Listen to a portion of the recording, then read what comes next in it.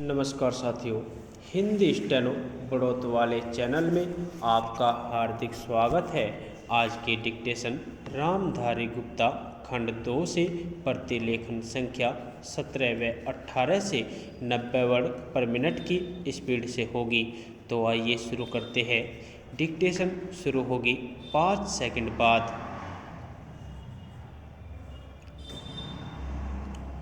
Start. बहनों, भारतीय स्त्री जाति की प्राचीन गौरव गरिमा एवं उच्च परंपराओं को ध्यान में रखकर न केवल आपको शिक्षित होना है, बल्कि शिक्षा समाप्त करने के पश्चात पुरुषों के साथ सहगामिनी बनकर आपको सब दिशाओं में कदम बढ़ाना है। स्वतंत्रता प्राप्ति के बाद अब राष्ट्र के नवनिर्माण के कार्य में आपको भी उचित रीति से भाग लेना चाहिए। यह सब तभी संभव हो सकता है जब हम वर्तमान शिक्षा पद्धति की कमियों एवं दोषों को दूर कर उसको अपने अनुकूल एवं उपयोगी बना सकेंगे। इस संबंध में भी देश में परस्पर विरोधी विचारधाराएं प्रचलित है। आधुनिक सुधारवादियों या जो अपने को प्रगतिशील कहते हैं, उनकी धारणा यह है कि बालक बालिकाओं को एक साथ शिक्षा दी जाए और दोनों की शिक्षा प्रणाली एक सी हो। उनका यह भी विचार है कि स्त्रियों को न केवल शिक्षा पद्धति में ही बल्कि अन्य क्षेत्रों में भी पुरुषों के बराबर के अधिकार मिलने चाहिए तथा उन्हें संपूर्ण सामाजिक स्वतंत्रता होनी चाहिए। उन्हें समाज के समस्त व्यवसाय और व्यापारों में समान रूप से भाग लेना चाहिए और शिक्षा प्रणाली की रचना इन सब के अनुकूल होनी चाहिए। दूसरी ओर कट्टरपंथियों के विचार इनके विपरीत है। इस प्रकार स्त्री शिक्षा और अन्य बातों के संबंध में हमारे देश में वर्तमान समय में परस्पर विरोधी विचारधाराएं प्रचलित है। इन दोनों में से कौन सी विचारधारा उपयुक्त हो सकती है और किसके द्वारा हमारी संस्कृति एवं सभ्यता फल फूल सकती है, इस पर हमें ध्यान देना आवश्यक है। जहाँ तक मेरा अपना विचार है, मैं समझता हूँ कि हमारे लिए इन दोनों के बीच के मार्ग को अपनाना श्रेयस्कर होगा। वर्तमान शिक्षा पद्धति के आदर्श एवं उद्देश्यों में जो दोष पाए जाते हैं, उनके अतिरिक्त वह बहुत महंगी सिद्ध हो रही है। प्रतिवर्ष हम अपने शिक्षालयों द्वारा हजारों विद्यार्थियों को तैयार करते हैं, जिनमें से बहुतों को नौकरियां न मिलने पर जीविका चलाना बहुत कठिन हो जाता है। इस प्रकार हम अपने शिक्षालयों द्वारा जहाँ काफ़ी संख्या में विद्यार्थी बेकार तैयार होते देखते हैं, वहाँ फैशन प्रस्त भी तैयार होते देखते हैं। हमारे साधारण गृहस्थ घरों की लड़कियां जब प्रारंभ में आधुनिक शिक्षालयों में प्रवेश पाती है, तो धीरे धीरे वे भी वहाँ की फैशन परिस्थिति की शिकार हो जाती है और सुंदर सुंदर बहुमूल्य साड़ियाँ एवं भांति भांति की साज श्रृंगार की वस्तुओं की नकल करने लगती है, जिससे अपने माँ बाप या अभिभावकों को पर्याप्त मात्रा में व्यय कराने के संकट में डाल देती है। ऐसी शिक्षा प्राप्त कर जब वे स्कूल या कॉलेज छोड़कर जाती है तो उनका जीवन भार स्वरूप होने का भय रहता है, क्योंकि जीवन के कार्य क्षेत्र में वह अपव्ययी शिक्षा पद्धति धनोपार्जन के उपयुक्त सिद्ध नहीं हो सकती। यह नौकरी की आशा भी पूरी नहीं कर सकती और अंत में यह शिक्षा उनके लिए निकम्मी मालूम पड़ती है।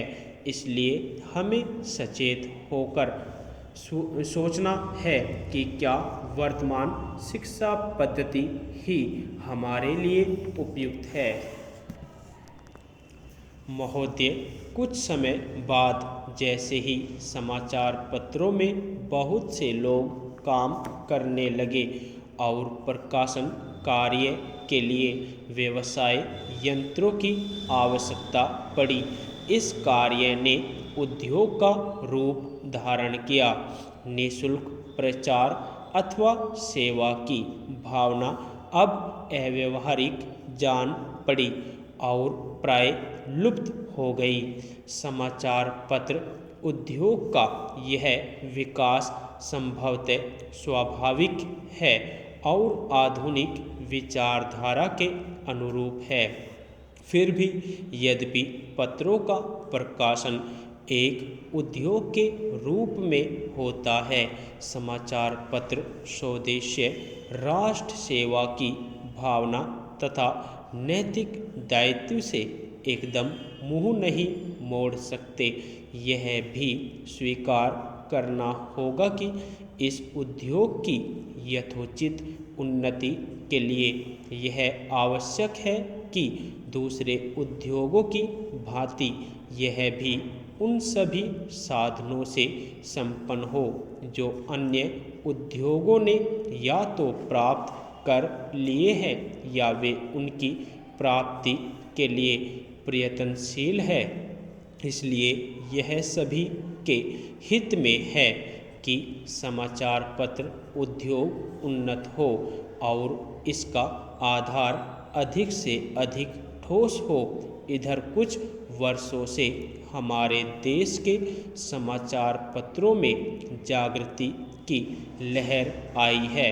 उद्योग की आवश्यकताओं, श्रमजीवी पत्रकारों की मांगों और पाठकों के हितों ने मिलकर ऐसी स्थिति पैदा कर दी कि समाचार पत्रों की दशा पर पुनर्विचार करना आवश्यक हो गया।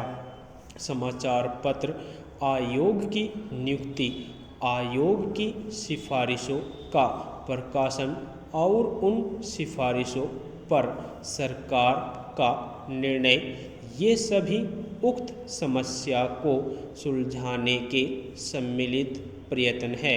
मैं आशा करता हूँ कि इन प्रयत्नों द्वारा समस्या का समाधान हो सकेगा, समाचार पत्र उन्नत होंगे और इस उद्योग में कार्य करने वाले सभी लोगों को संतुष्ट किया जा सकेगा। मैं जानता हूँ कि यह सब कहना सरल दिखाई देता है, किंतु व्यवहार में लाना बहुत कठिन होता है। परंतु मुझे सुशिक्षित श्रोताओं से यह कहने की आवश्यकता नहीं कि मानवीय गतिविधि के सभी क्षेत्रों में, चाहे वह राजनीति, उद्योग अथवा प्रशासन का क्षेत्र हो, विभिन्न हितों और विचारों में सहयोग की भावना से राष्ट्र तथा समाज के हितों को सामने रखकर सामंजस्य स्थापित करने का प्रयास आवश्यक है।